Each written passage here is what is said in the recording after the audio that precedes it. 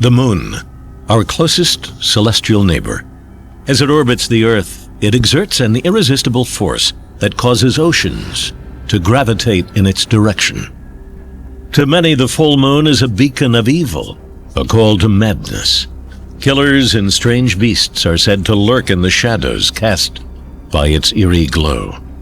For decades, Hollywood films have shown werewolves caught in the full moon's light, transformed from man to beast. Inspiring poets and murderers alike, the moon grips our imaginations. Its power, forever one of mankind's most enduring enigmas. Hello, I'm Bill Curtis. In this program, a look at how the full moon tugs at the oceans, causes the Earth to flex, and influences our very minds in mysterious and sometimes sinister ways. First, we'll visit a hospital emergency room on the night of a full moon, where stories of moon madness and real tragic events collide. Then a geologist who predicted the San Francisco quake of 1989 by studying the phases of the moon and peculiar animal behavior.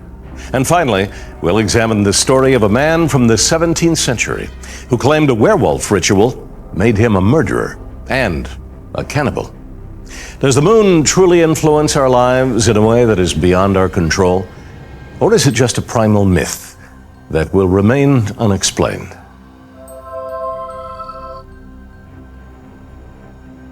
The connection between the moon and the dark side of human nature is more than a relic of ancient mythology. It's kept alive by contemporary stories, anecdotes shared by police and emergency room doctors and nurses whose shifts have fallen on nights of the full moon. As night fell and the full moon rose on December 3rd, 1998, the staff at the Jackson Trauma Center in Miami braced itself for the night ahead. As Florida's busiest emergency room, it's equipped to handle high volume. But the men and women who work here can never anticipate the extent of the lunacy a full moon will usher in. On this night, the turmoil began before 6 o'clock. We immediately received 2 victims of gunshot wounds from a couple miles apart, happened at virtually the same time, and while they were being wheeled in, we had a rollover accident where the gentleman was ejected from the vehicle. 3 trauma teams leapt into action. One removed 5 bullets from the victim of a drive-by shooting. Another prepped the driver of a near-fatal car collision for surgery. And the third stabilized a man with a gunshot wound, the result of domestic violence. By 7 p.m., everything was under control, and an eerie stillness descended on the trauma center. During the lull in activity, the staff wondered if this night would rival the legendary nights of past full moons. One nurse remembered a bizarre incident when a walk-in patient complained of a splitting headache. Watching him and examining him, he had a baseball cap on. And I noticed there was some thread coming out, but there was no writing in that area, so I asked him to remove his hat. He had a bullet into the brain, into the middle of the brain. I brought him back to the trauma area, and he was not only totally neurologically intact, but he survived a surgery and was cleaned and discharged. People do some very wild and crazy things during normal days, but a full moon definitely does bring out the psychos, or maybe not the psychos is the appropriate term, but people who are a little bit unusual, shall we say. Staffers say a full moon practically guarantees chaos. On another night, an angry walk-in patient began pounding on the nurse's station, demanding attention. Anybody, please. He got very agitated at me, and I said, "But I'm here to help you, man. I'm listening. I'm stopping everything I'm doing. What can I do for you?" And he said, "Take this out." And he turned around, and there was a hatchet blade sitting between his shoulders, the middle of his back, to which I gladly helped him with a full team of doctors. 7:15 p.m., and the emergency room was still quiet. But not for long. Across town at the Parkway Regional Medical Center, another full moon trauma was just unfolding. Shortly before 7:30 p.m., 39-year-old Dr. Christina Smith was making her evening rounds on Parkway's locked psychiatric ward. One of her patients was 63-year-old Nolis Sterling. Sterling had a long history of violent behavior and had been diagnosed as paranoid and delusional. Recently, he had stopped taking his medication, and his behavior had become threatening. A Florida court sent him to Parkway for 5 days of observation. Sterling told Dr. Smith that he wanted to go home. A dog to take care of. My business is not functioning. Dr. Smith explained that he had 2 more days before he could leave. Distraught, Sterling returned to his room and grabbed a gun, which he had been hiding for 3 days.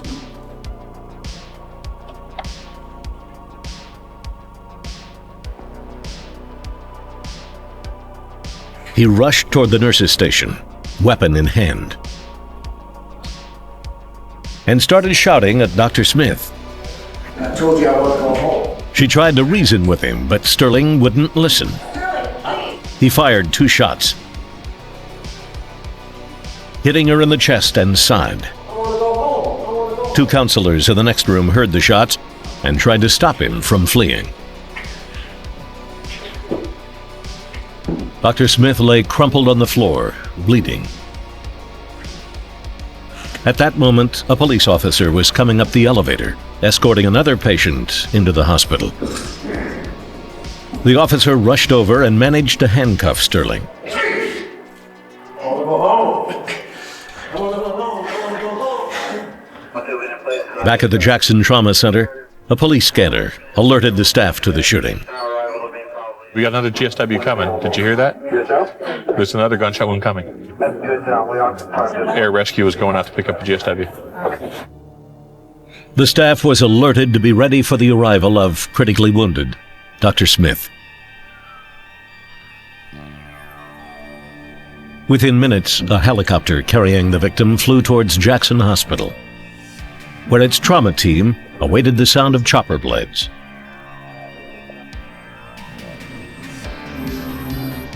The staff cautiously approached the helicopter as the blades began to slow down.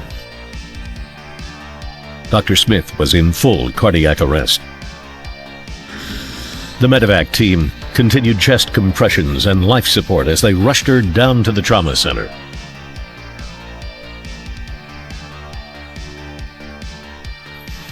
At that point, the Jackson team took over. Frantically, they applied every technique in their medical arsenal to save Dr. Smith's life. But she was not responding. At 8:21 p.m., as the full moon arched across the sky, Dr. Smith's heart rate flatlined, and a promising young doctor lost her battle for life. Are there more crimes and murders committed on nights of a full moon? Does the moon actually influence criminal behavior? When I was a medical student during my tour on the psychiatric service, I noticed that there were periods of upheaval on the mental wards. Later during services in the emergency room, I found that there were similar periods of upheaval, and the staff there also attributed these outbursts to times of full moon. In 1972, Dr. Arnold Lieber decided to find out if there really was a correlation between the phases of the moon and reports of violence. His research took him to the Dade County Medical Examiner's Office in Miami. Dr. Lieber studied 15 years of data, over 1,500 homicides. He began to see a definite pattern. The homicide rate peaked at the full moon and the new moon, when ocean tides were high. Dr. Lieber hypothesized that violent behavior might be triggered by minute changes in fluid pressure, as the moon's pull exerted an influence on the water in the human body. After all, our bodies are 80% water. If the gravitational pull of the moon can affect the water on planet Earth, perhaps it could also affect the water in planet Man, if you will. Dr. Lieber's studies have always been considered controversial, and subsequent research contradicted his findings. There was an article that came out in 1996, 2 years ago, in the American Journal of Emergency Medicine that showed pretty definitively that there was no difference between full moon nights and any other night of the month. It was about 150,000 patients over a 4-year period, very extensive numbers, and again, they showed absolutely no difference in emergency room visits, actually, during that 4-year period on full moon nights. Dr. Lieber now concedes that these more recent reports suggest that his earlier research may have been inconclusive. If you look at the whole body of data over a long period of time, it looks as if nothing much is happening. Despite these findings, the long-standing connection between crime and the full moon is not just myth. Prior to the advent of electricity, a full moon could illuminate the pitch-dark night and give criminals the upper hand in a violent struggle. This is where we got the story of the murderer's moon. If you're going out to attack someone, it's easier if you don't have one hand taken up with a lantern. You know, you need your hands to attack. And these crimes, by the way, are typically done with bare hands or with a knife. The modern times make these stories seem archaic. The moon is still thought to possess incredible powers. There are many myths about the moon's influence on human behavior. But some people claim that the moon possesses an even greater power, the ability to shake the earth under our feet. On October 17, 1989, 60,000 people packed into San Francisco's Candlestick Park for a World Series game between the Giants and the Oakland A's. Just before the game at 5:04 p.m., a quake with a 7.0 magnitude hit the Bay Area. A part of the Bay Bridge collapsed. The Marina District exploded in flames, and water mains burst throughout the city, hampering firefighters.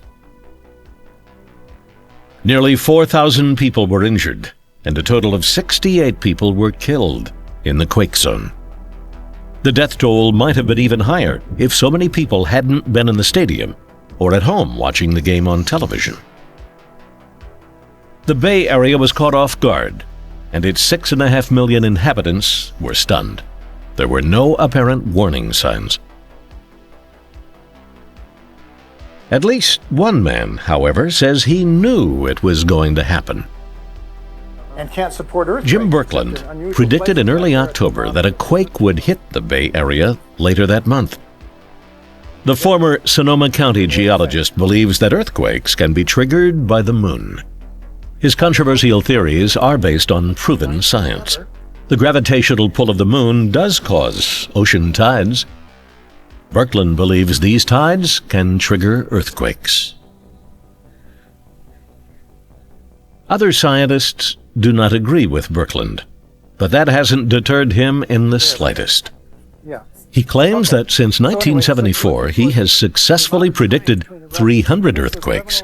It's been a long and lonely struggle to prove his point. After experiencing 6 earthquakes in the Bay Area in 1973, he never dreamed he would someday be predicting them. But on January 8th of that next year, in 1974, there was an article in the paper about how we were in risk of having extremely high tides and possible coastal flooding due to an unusual astronomical alignment. Birkeland immediately went to an almanac and found that this January 8th alignment included a couple of tide-raising events. The moon would be full, and it would also be at its closest approach to the Earth. Birkeland concluded that a quake might result from the stress caused by this alignment. He researched 6 recent quakes in the San Francisco area, quakes with a magnitude over 3.5 on the Richter scale. I looked at the dates of these earthquakes. They all fit. They all came from day 1 to day 6, after the new or full moon. Based on this research, Jim Birkeland presented his first earthquake prediction to his colleagues at the Sonoma County office on January 8, 1974. He told them that there would be an earthquake between the 8th and the 16th of that month. 2 days later, a 4.4 hit. And I thought, this is really simple. What is so tough about predicting earthquakes? Well, let's see, we have a similar period coming up in February, and that one hit. Birkeland was exhilarated by the accuracy of his predictions. On November 27th of that same year, there was a meeting of the U.S. Geological Survey's Pick and Hammer Club. Birkeland prepared documents for the upcoming conference. I quickly put together a table showing how the quakes had been occurring at these times and made a prediction that we would have a 3.5 to 5.5 magnitude quake within the next week due to this eclipse of the moon. The November 27th meeting ran late, and Birkeland was not able to present his prediction to the Pick and Hammer Club that night. The moderator, president, came over and said, Jim, we'll catch you next month. I said, just give me 5 minutes. It's really hot. No, I'm sorry. So I did not get to present my theory, but I did hand out 10 copies of my Xerox prediction. The next day, Thanksgiving, November 28th, Jim Birkeland's predicted earthquake hit. It was the day of the lunar eclipse.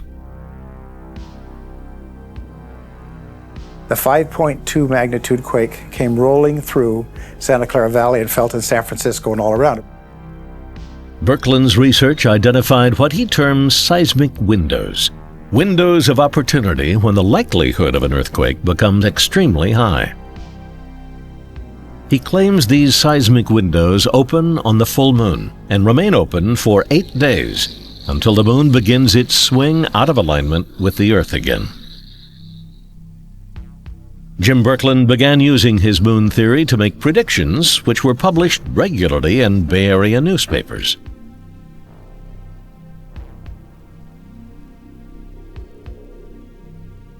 Birkeland found in those same newspapers what he claims was another source of prediction data: classified ads for lost pets. He noticed that in the days just before a major earthquake, dogs and cats in the quake zone were running away from home. He believes that because animals are more keenly attuned to the Earth's magnetic field than humans, they react to magnetic changes that precede earthquakes. In early October 1989, Birkeland knew the Earth was under the influence of the highest tidal force in 3 years. He watched the classifieds closely.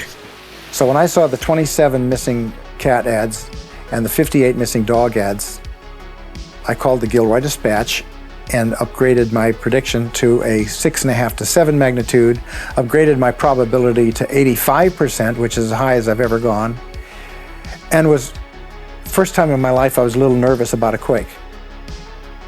Birkeland predicted the quake would hit sometime between the 14th and 21st of October. Few people took his claim seriously. Only a few days later, on October 17th, the Bay Area endured a devastating 15-second tremor. The so-called World Series earthquake caused an estimated $4 billion in damage. Birkeland is concerned that the next time San Franciscans might not be so lucky. So he continues to look for additional quake predictors. All of the tidal forces are almost coincident. He is now researching another possible earthquake indicator: There it comes, you see. geyser activities. Up it comes, all right. Called California's Old Faithful, this geyser in Calistoga goes off every 12 minutes. The geyser is so accurate, scientists installed equipment to record the exact time of each eruption. And then occasionally you get a long gap between eruptions. This was Birkeland thinks the eruptions might be influenced by the moon. Christmas time. That was on As the full moon travels overhead, its gravitational pull actually stretches the Earth's surface. The Earth's crust has to expand slightly to accommodate the strain, creating what are called Earth tides. Just as the moon causes the oceans to bulge, it does the same thing to the Earth's surface. like that, you see this Birkeland reasons that as this pressure builds to earthquake proportions, the stress widens fissures in the rock surrounding Old Faithful's underground reservoir. The cracks are opened up more, which means more cold water seeps into the area around the geyser pool, and it cools the water, and it would take longer to cook it up until it erupts. If you've been monitoring a geyser over a period of months or years, you know what the background level is of gaps or intervals between eruptions. And then if you suddenly have an anomaly of 3 or 4 or 5 times greater, something is really up.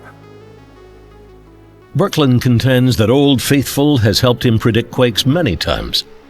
On January 2nd, 1999, one day after the full moon, he gets his payoff. The seismograph's needle begins to swing, indicating a small, localized tremor. Now, I've been here a number of times and I've never had an earthquake to order, but there it is.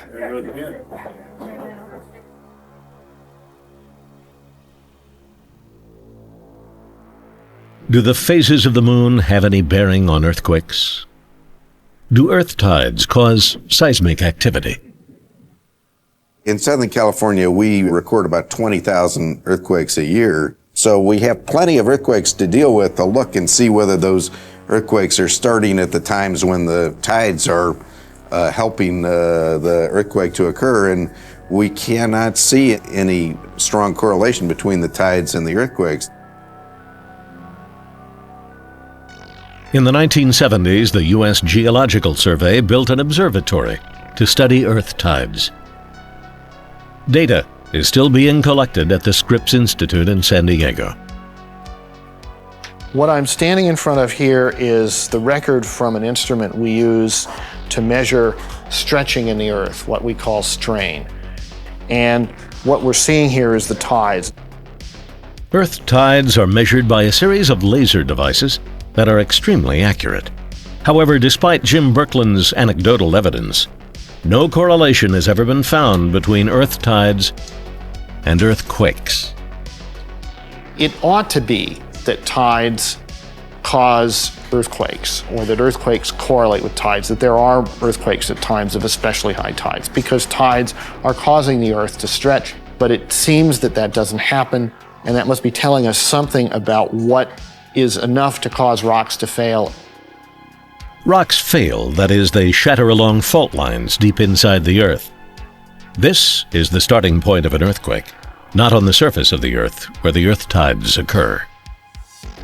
In fact, where the earthquakes happen, at about 5 miles depth in the earth, there's more than 1,000 tons of rock per square foot on top of them, so the pressures are enormous.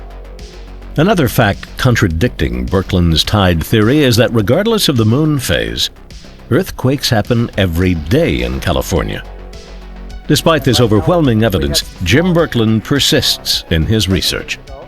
He has an interesting approach, but it's hard for me to give any credibility to those predictions. He's looking in a fairly roundabout way for an effect that we're studying quite directly. And with our direct study, we see no more than 1% or 2% change in the rate of earthquakes with the tides. Though scientists strive to help us separate fact from fiction, they know it's a difficult task to dispel age-old myths. Of all the fascinating sights in the night sky, the most intriguing is the moon, with its power to transform its shape right before our eyes. It's little wonder that the moon has played such a big part in our myths. One of the ancient legends surrounding the full moon is that it can transform a man into a beast, called a werewolf. Preying on the innocent, the werewolf is said to attack its victims, tearing out their throats. In 16th and 17th century Europe, thousands of people were put on trial, tortured, and executed for being werewolves. One extraordinary trial from that period stands out from the rest.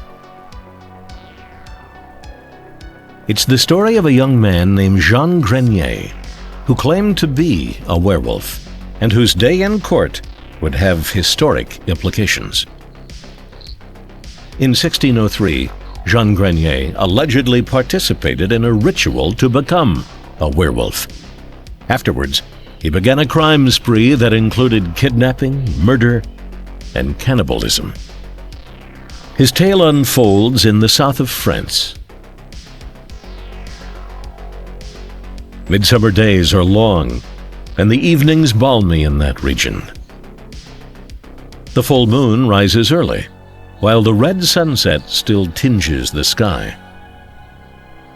As the last light of day lingered, peasant children would steal a few moments of play after a long day's work, forgetting that darkness was only minutes away. Jean Grenier was a young man. He was probably about 14, and in about the year 1603, he wandered into a field one day where some girls were tending sheep. And he was rather a disheveled-looking young man, very dark. His fingernails literally were black, and he looked like he hadn't been bathed or washed or fed properly in a very long time. The girls described Grenier as having horrible fang-like teeth, an odd complexion, and a twisted, hunched stature. They said he peered out at them from under a tangle of brittle, reddish hair.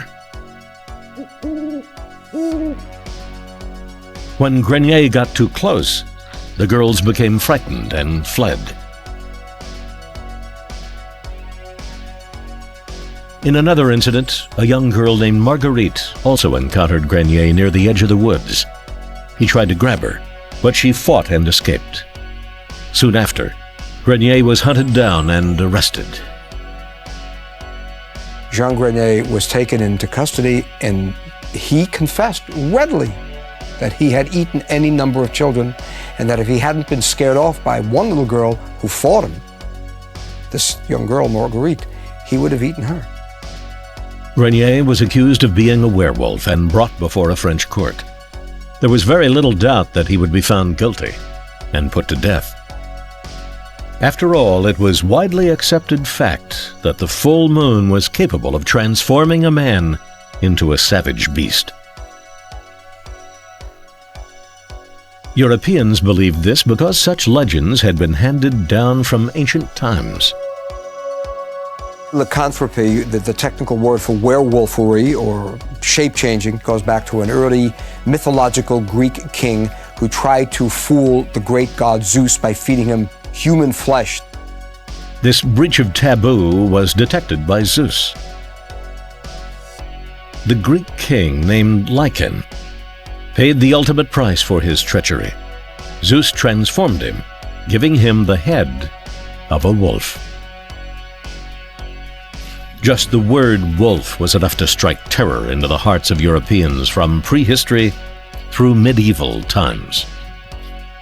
Someone who becomes a lawbreaker, an outlaw, or a sociopath in these early cultures would be given what would be essentially considered a wolf. To call someone a wolf's head meant that a person no longer had the rights of a man. He could be hunted down like a wolf. If an outlaw was legally a wolf's head, children and other people probably believed he turned into a wolf out there in the forest. This is a very likely source for myths of werewolves. During the time of Jean Grenier's werewolf trial in the early 1600s, there were rituals passed down through oral tradition. They claimed to have the power to turn man into a marauding beast. One such ritual was unearthed and transcribed by the folklorist W.R.S. Rolston in 1872. The recipe for creating a werewolf was quite explicit. First, one had to obtain a large cauldron. In it, a long list of ingredients were combined to make a magic potion. Some of the ingredients were deadly poisons: belladonna, arsenic, or strychnine. Under a full moon, the would-be werewolf would drink this toxic mixture and wait for the alchemy to take hold.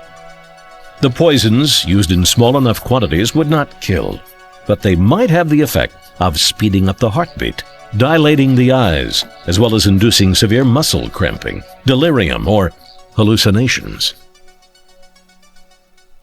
The initiate would become convinced he had shed his human self and become a wolf. Hail, great wolf spirit! Make me a werewolf strong and bold, the terror of both young and old.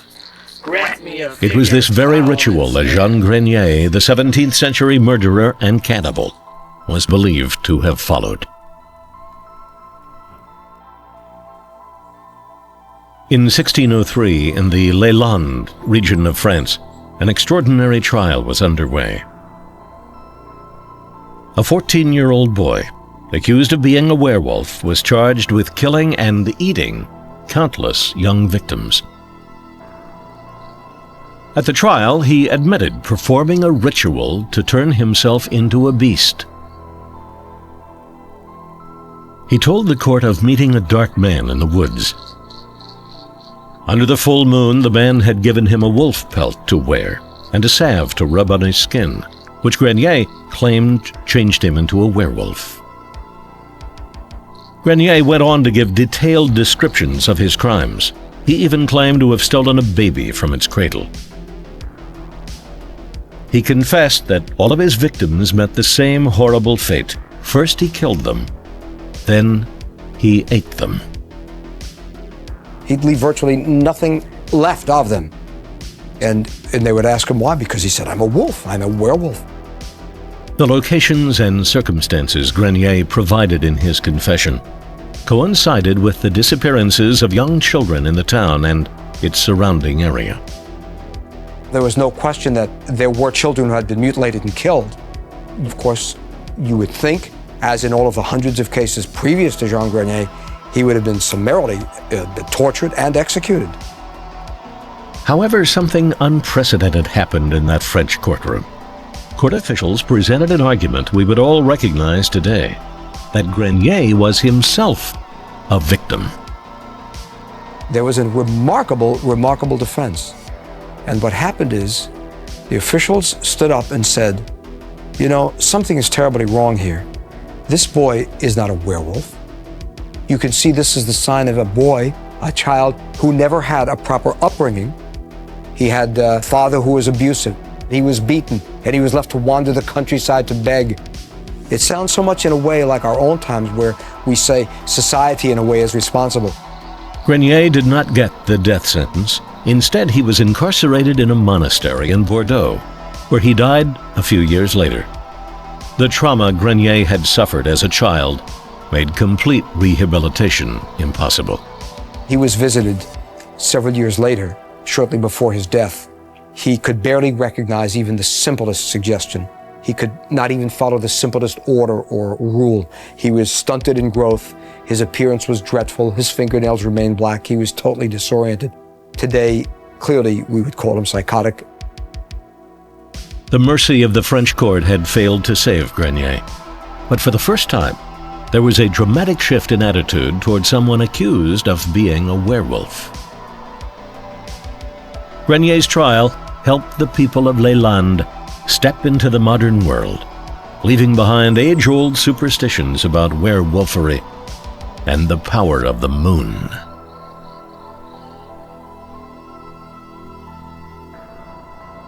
Jean Grenier may indeed have been mentally ill, but what caused his wolf-like appearance?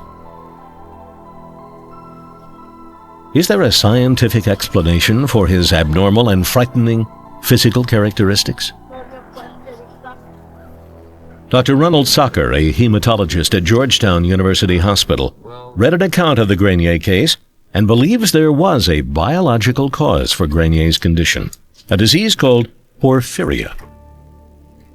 Porphyria is a disorder that is called an inborn error of metabolism. His behavior certainly is suspect, and of course his physical characteristics are compatible with porphyria. An illness that creates too much red pigment in the bloodstream. Porphyria can lead to some startling physical characteristics. Dr. Socker says that most people with this abnormality actually lead normal lives. But Grenier suffered from a very rare and severe form of the disease. Those are the ones that have dental abnormalities. They have strange hair color. He had this orange type hair, so they have pigment abnormalities. The patient's skin actually has an aura of green or yellowish fluorescence in sunlight. The common name for this rare congenital disorder is the werewolf disease. In the 1600s, perhaps 1700s, 1800s, and even into the 1900s, and perhaps even societies now in the 20th century that are uninformed, uneducated, if a person like this were in that community, they would be shunned. Grenier, isolated and rejected, may have truly believed he had become a werewolf. Other side effects of his condition may have convinced him of this.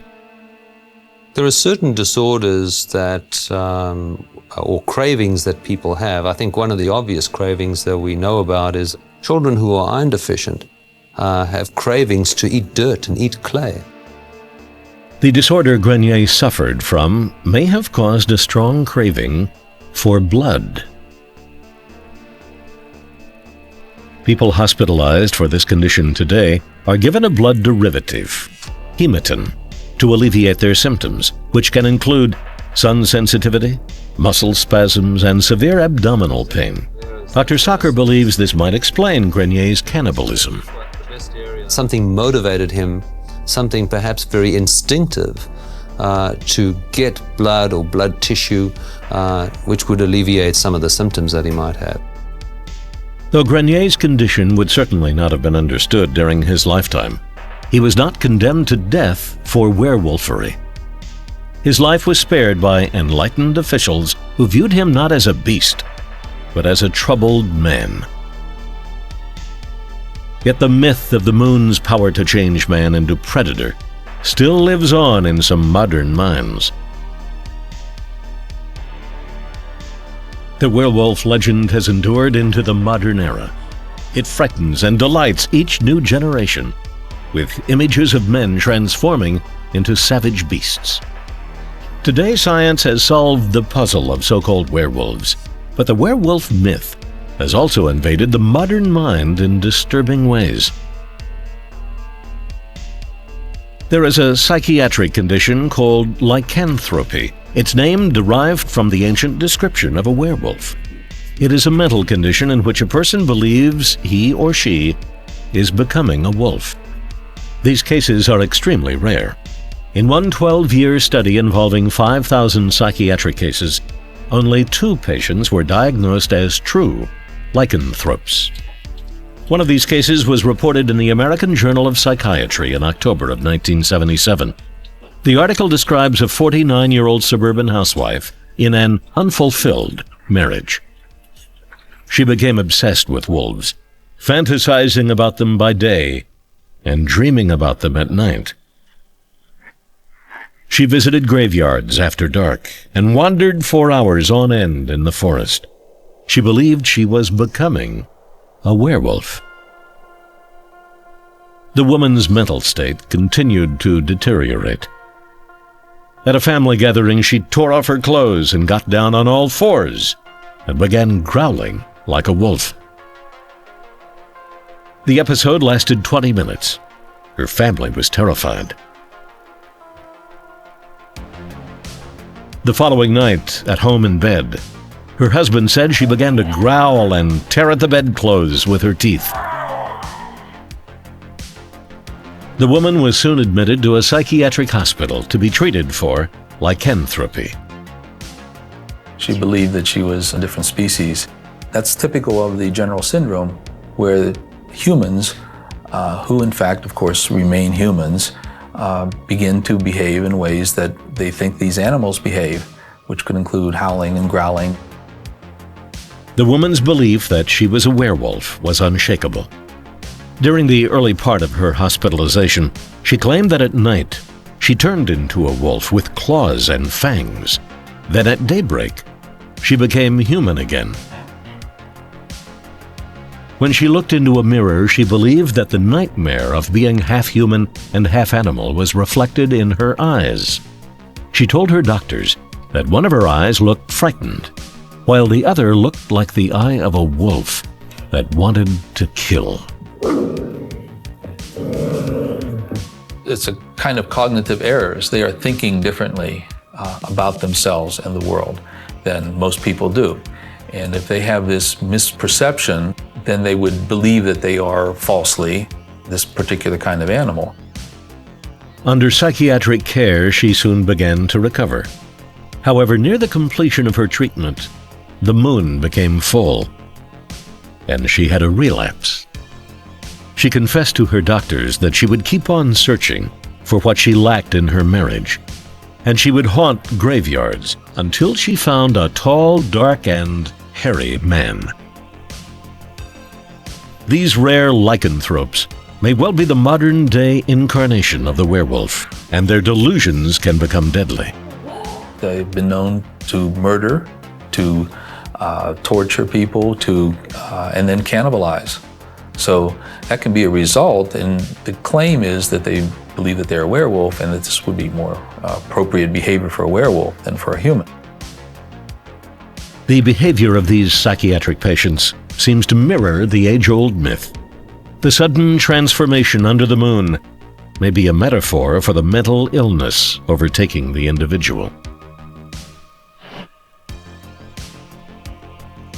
Why do we associate the moon with such destructive forces? What is it about the moon's haunting beauty that creates enduring myths such as that of the werewolf? One of the most terrifying parts of the whole legend of lycanthropy is that it typically is described as someone who's a member of the community, not an outsider, not someone who just drifted in, but someone who has lived peacefully among the villagers, maybe a husband, a wife, a child, who suddenly becomes another entity and a dangerous, vicious enemy. This ancient term werewolf might have been used to describe pathological human behavior that still exists today. I believe that hundreds of years ago, there were such things as serial killers. It's just that they weren't called serial killers. I think that also, when we look at a particularly savage crime, we need to find a reason for it. And so we say, well, this individual was not human. The person who did this became an animal. The person who did this was as savage as a wolf. Myths of the moon have filtered down to us through folklore and have been used by more primitive societies to explain rare diseases, psychotic behavior, and horrible acts of violence.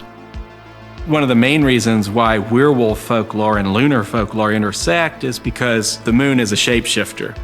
As the moon moves across the sky, like no other heavenly body, it shifts its shape dramatically. This has been noticed by human beings going all the way back to probably before we were the species we are even. Yet the myth of the moon's power endures. Many hold on to their belief in so-called moon madness. Fear of the uncontrollable, whether in man or in nature, has plagued humankind since the beginning of time. Our ancestors looked outside themselves for explanation and comfort, to the gods, to superstition, to the skies. Now we have a different and more scientific explanation for that, but in the olden days they didn't know and they assumed the supernatural to explain. Now our perspectives are different. While the moon's gravitational pull does raise tides, any other powers attributed to it are purely mythical. Science has worked to dispel these legends, yet attributing dark miracles to lunar forces seems to be an irresistible human need.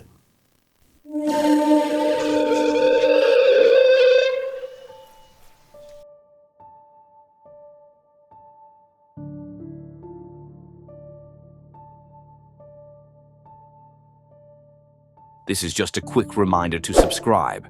You'll be notified every time we upload new and fascinating content. If you enjoy this video, hit the like button. These are an immense help to our channel. Thanks, guys. January 1974. The full moon moved unusually close to the Earth. In Search Of has found that a strange wave of violent crimes seemed to affect many large cities.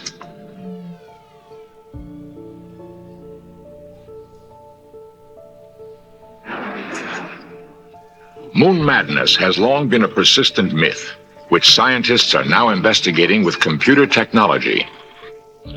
Can the full moon drive men mad?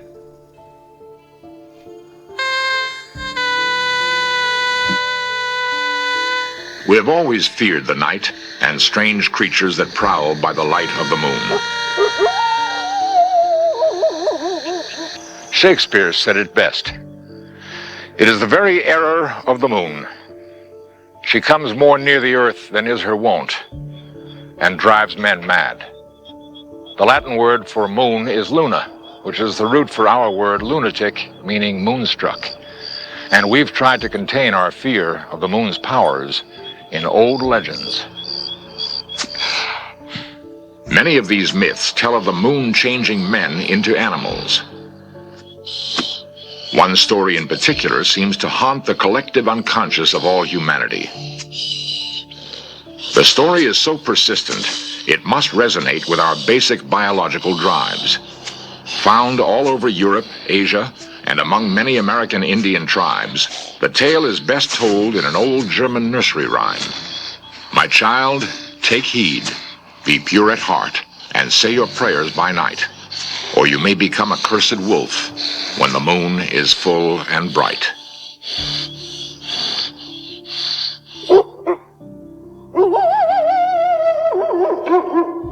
Of course, there never was a recorded case of a human changing into a wolf. But thousands of tormented souls have been locked away in asylums, howling at the moon. This transformation from man to monster has been a favorite theme of storytellers. Robert Louis Stevenson wrote Dr. Jekyll and Mr. Hyde. In the classic film, John Barrymore was praised for his spare use of makeup and strong acting. In the novel, of course, the transformation was effected by a secret potion. But Stevenson's story was based on a true report of moon madness. In the 19th century, Edinburgh was plagued by a wave of senseless, brutal burglaries. Clues led police to suspect a single man was behind the crimes. But who could it be?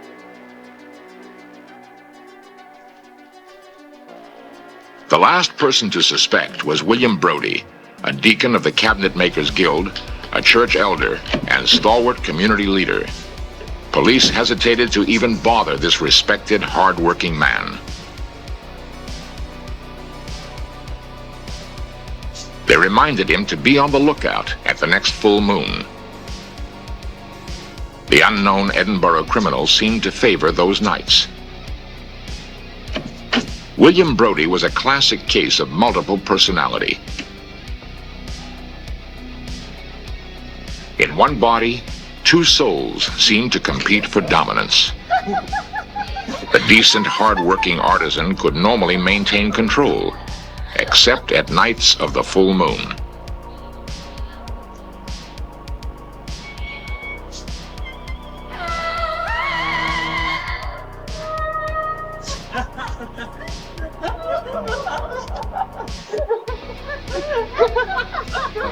Brodie later said, "It was not me. I insist it was not. There was another person in the room with me." The crime wave continued. A reward for the unknown predator was doubled, and only the foolish walked alone at night.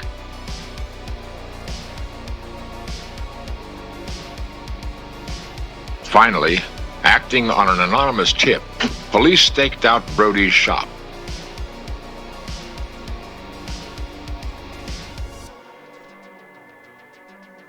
At his trial, Deacon Brodie was to base his defense on lunacy, blaming the full moon. The jury was not sympathetic.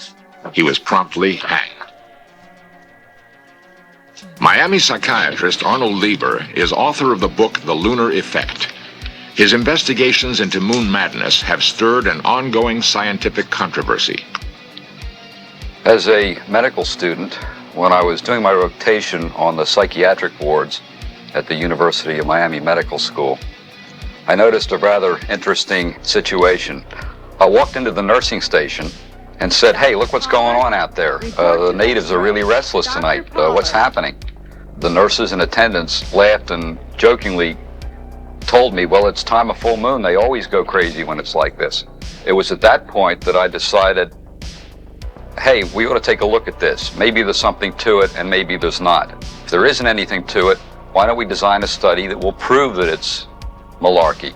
If there is something to it, then we may be able to make a valuable contribution to preventive psychiatry and criminology. So I set out to design such a study. The Dade County Medical Examiner's Office was Dr. Lieber's prime source of data. There, tens of thousands of murders had been meticulously cataloged and cross-referenced.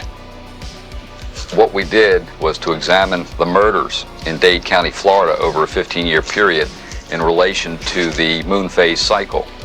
This study was the first time that adequate computer methodology using data samples over a long period of time and from different geographical areas were used in order to obtain our results. The strength of the peaks in our data were quite a surprise to us. What we found was a highly statistically significant increased frequency of murders, both at the full of the moon and the new of the moon in Dade County over a 15-year period. Miami was the first of several cities Dr. Lieber investigated. In each, he found evidence that violence waxed and waned with the moon. These peaks of violence at the full moon and again at new moon correspond to the times of highest tide. Could it be that some human beings go insane at high tide? Although everyone's affected by cosmic forces or geophysical forces to some extent, some people are in fact more susceptible to the triggering effects of these geophysical stresses than other people. I'm talking about emotionally unstable people, people in precarious balance with reality anyhow. These are people who are tiptoeing on the edge of reality. Borderline personalities, manic depressives, borderline schizophrenics, emotionally unstable individuals. These people seem to be uniquely susceptible to the triggering effects of geophysical or cosmic stresses. Anything may be enough to push them off.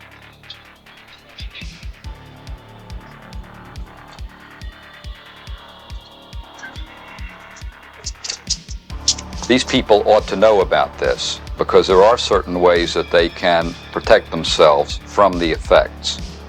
For example, if someone knows that they are uniquely triggered by the phases of the moon or by some sunspot activity, they may want to stay out of crowded places. They may want to avoid the bars. They may want to lock up their weapons at home.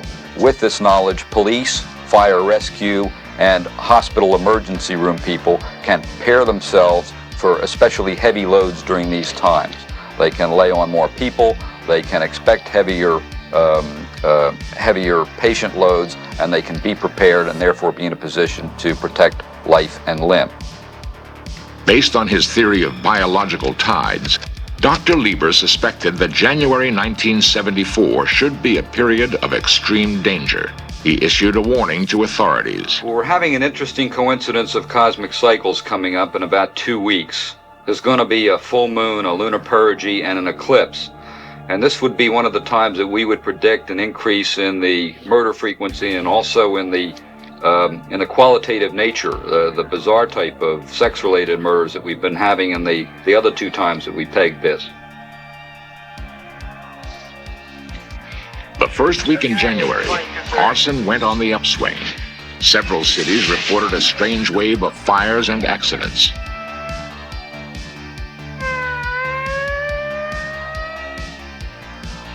Emergency rooms were jammed, far beyond the usual Saturday night syndrome. By day, a mood of tension seemed to hang over the cities. The weather was hot and still. Reports began to come in from around the country. Orlando, 2 police patrolmen were slain on duty. Police switchboards reported an unusual number of calls. Then came the time of full moon. For police on patrol, it was a night to remember. A 45-year-old man stabbed his 25-year-old son to death after an argument over a car. Wichita, Kansas, 4 members of a family were shot in their home. Jackson Memorial Hospital.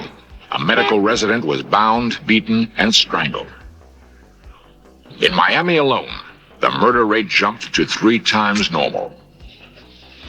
A 57-year-old drifter was beaten with a board, and his throat was slashed. No apparent motive.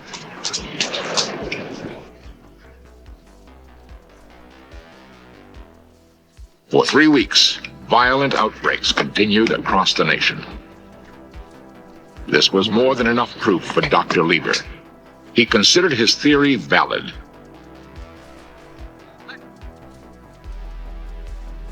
Certain extreme tides occur once every 2,000 years. The next is due in December 1990. Is there any defense against the madness that may strike again?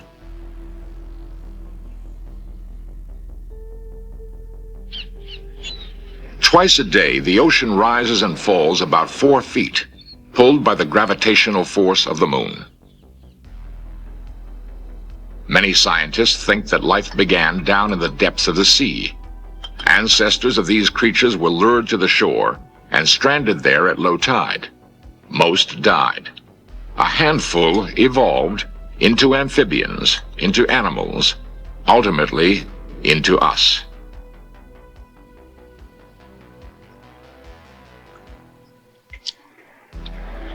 Is it possible we can feel that time 1 billion years ago when we moved from the water up to the land and the air?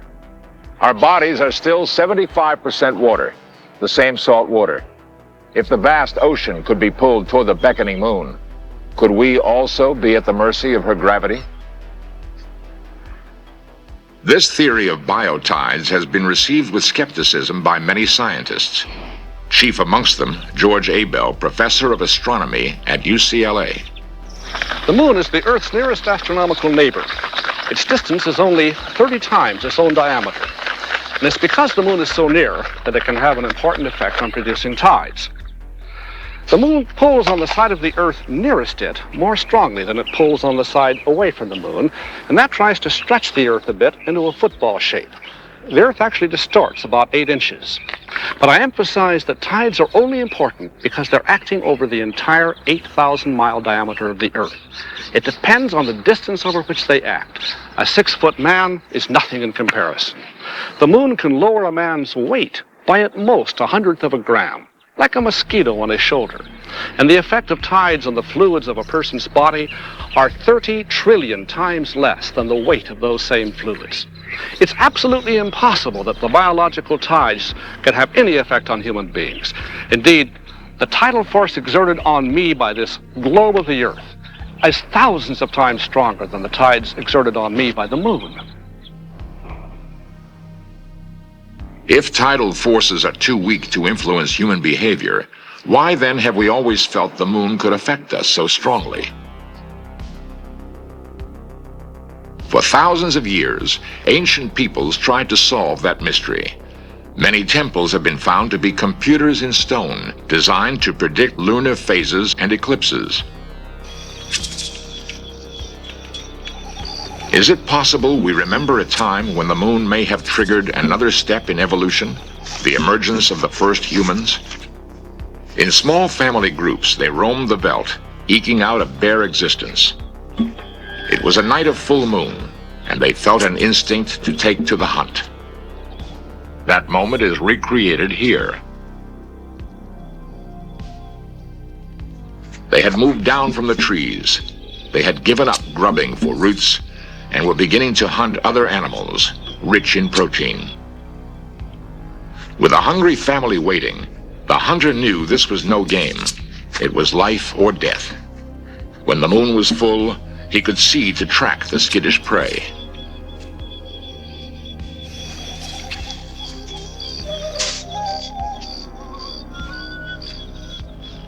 In a way, at a crucial time in our past, we did turn into wolves. The women who waited found that they too seemed linked to the moon. While the men hunted, they closely watched the night sky to time their own fertility. They seemed to become fertile every 29 days, with the full moon. Legends grew that women were made pregnant not by men, but by the moon. In modern obstetrics wards, an old belief is shared by many women, the belief that more babies are born at full moon. Nurse Sherry Shaw. It's an old wives' tale, and we definitely go along and tell the patients that it's an old wives' tale only. But we really see a big influence when the moon is full. Patients just seem to come in. And it's not only here, it's seen in a lot of wards. Every place that I've worked, it's been the way it is. But it's been handed down through the years, because my great-grandmother was a midwife, and the story has perpetuated through our family, clear back from her. I have been hearing for years that all kinds of strange things happen at full moon. And one of the things that's supposed to happen, according to legend, is that more babies are born at full moon. Well, this seemed a surprising thing to me, so a colleague of mine, a man at the medical center at UCLA Hospital, Dr. Bennett Greenspan, and I collaborated on the study of some 12,000 live births at the UCLA Hospital over a 51 lunar month period. Now, it would have been very exciting if we'd found some positive effect, but we found absolutely nothing. No effect whatsoever, absolutely random during the lunar cycle. Well, I must say this was quite a surprise to the nurses, because the nurses were all certain we were going to find a very strong positive correlation. I think what happens is that if there's a busy night and the nurses look outside and notice a bright moon, and the moon is bright roughly a third of the time, then they say, aha, full moon, that's why we have all this activity. But if there's not a bright moon, they forget it.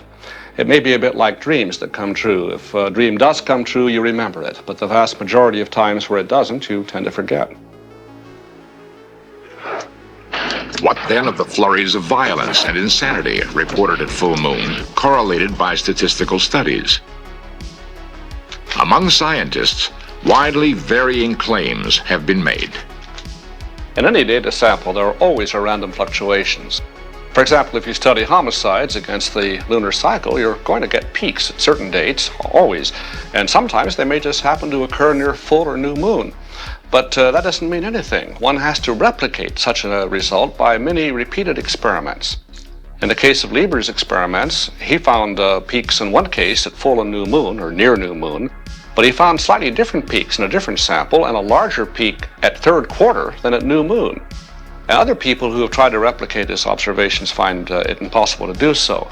Alex Picorni at Baylor College, Texas, for example, has studied over 7,000 homicides and murders and suicides and finds no correlation whatsoever with phase of the moon or with even the distance of the moon. We examined aggravated assaults, suicides, fatal traffic accidents, and psychiatric emergency room visits over long periods of time in Dade County. Each of these data samples likewise showed a distinct and statistically significant lunar periodicity. These results have been confirmed and extended by 16 other independent investigators since the appearance of our original paper in the American Journal of Psychiatry in 1972. You know, I could predict that, say, 2 weeks from Tuesday, that all kinds of terrible things would happen. And I dare say that we could search through newspapers from around the world and easily confirm it. Obviously, this subject is highly controversial, and in effect, we're dealing with a scientific hot potato. In this century, we began to dream of actually visiting the moon. A humorous film from 1902 by George Méliès, based on the novel by Jules Verne, shows a spaceship shot from a giant cannon.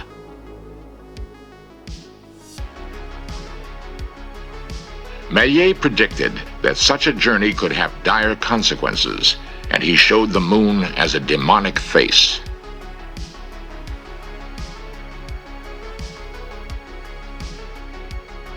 Méliès' vision came true in 1968, when we visited our closest neighbor in space.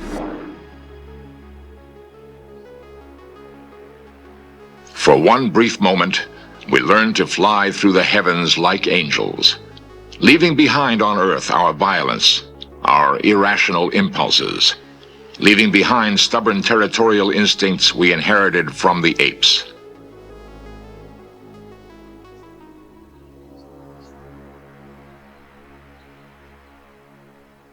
It's ironic. Those few times we walked on the surface of the moon, the legendary source of madness, were the times we became most sane.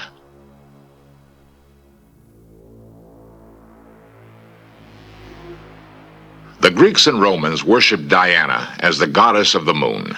Beautiful, silvery, chaste Diana was the huntress. In the legends, however, Diana could change into Hecate, the goddess of witches, of evil, insanity, and terror. We have always feared that dark side of the moon. Perhaps we feel that we are really looking into the dark side of ourselves. Thanks for watching. Be sure to like, subscribe, comment, and share to keep fascinating content coming here at Nightmare Nexus.